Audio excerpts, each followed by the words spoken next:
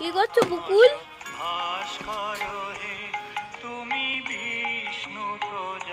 কি করছো মানু? ওইখানে করে না, গাছে গোড়া করো।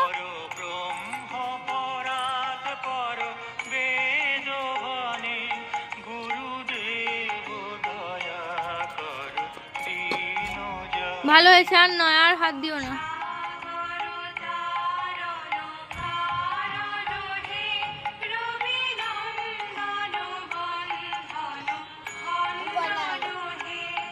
কি করছো গোড়ায়? ওটা বড় বড় কাঁটা, এইটা করো, এইটা এইটা এইটা।